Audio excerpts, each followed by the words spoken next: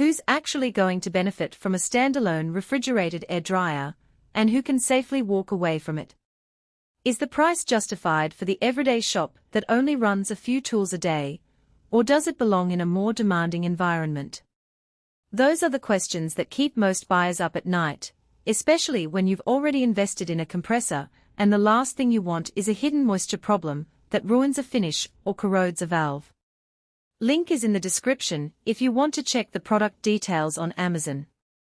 In this video, I'm going to walk through exactly when the Schulz 20 CFM dryer makes sense, when it's overkill, and what you'll actually notice in the day-to-day workflow if you decide to add it to your system. Let's start with the problem it solves. Most portable or shop floor compressors pull in a mix of air, water vapor, and sometimes a trace of oil from the pump.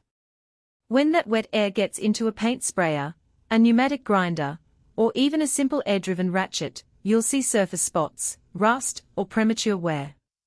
The dryness you need isn't just about feeling less humidity, it's about protecting downstream equipment and maintaining consistent pressure. That's why many professionals install a dryer downstream of their primary filtration. The catch? Not every dryer is created equal, and the Schulz model brings a few specific trade-offs that you should weigh before you click Add to Cart. First off, the dryer is a non-cycling, refrigerated unit that pushes roughly 20 CFM at 100 PSI. In plain English, it can keep up with most 5 HP compressors running at typical shop pressures without choking the flow. If you run a 3 horsepower compressor feeding a spray gun, a nail gun, and an impact wrench simultaneously, you'll notice the dryer never throttles the output. That's a practical strength you can feel immediately. You won't have to wait for tools to catch up, because the dryer is constantly pulling air through its chilled coils. The fact that it runs on a standard 115V single-phase line also means you won't need a dedicated 3-phase circuit, which is a relief for a small shop in a rented space. Now, here's the first hidden trade-off that trips up a lot of first-time buyers. The dryer assumes the air is already clean of water droplets and oil before it gets to the unit.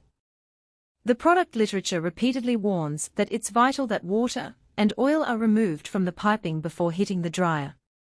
In practice, that means you need a good pre-separator or water drain valve right after the compressor tank. If you skip that step, you'll flood the refrigeration coil, reduce efficiency, and possibly shorten the dryer's life. For a shop that already uses a moisture trap or a coalescing filter, that's a non-issue. But if you were hoping the dryer could be a one-stop solution for a brand new compressor without any upstream filtration, you'll end up with a system that just moves the problem downstream. Another point that's easy to overlook is the maximum inlet pressure, 220 psi. Most shop compressors top out around 150 psi, so you have a comfortable safety margin. However, if you ever plan to run a high-pressure system for a paint booth that demands 200 psi, you'll need to verify that the dryer's inlet rating aligns with your regulator settings. The unit's NPT inlet and outlet are standard, so fitting it into most existing plumbing is straightforward, but you'll still need a bit of wrench time to tighten the connections and ensure there's no leakage. Let's talk about who should actually buy this. If you run a small to medium-sized workshop, think a woodworking shop that does occasional finish work, a mobile auto repair service that uses impact wrenches and air ratchets, or a hobbyist who owns a 4 HP compressor and is tired of water spots on freshly painted furniture, this dryer slots in nicely. The price point sits in a sweet spot for those who need reliable moisture removal but don't want to break the bank on a larger industrial dryer. You'll get a steady, dry air supply that protects paint finishes and prolongs the life of pneumatic tools.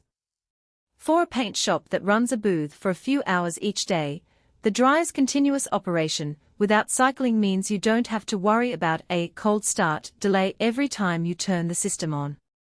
Conversely, if you are a hobbyist who only runs a nail gun once a week, or you own a tiny 1 HP portable compressor for inflating tires, the dryer is probably more than you need. In those scenarios, the compressor's own tank can act as a simple water reservoir, and a basic drain valve does the job. Adding a 20 CFM dryer would increase your power draw and add an extra piece of equipment to maintain, without delivering noticeable benefits.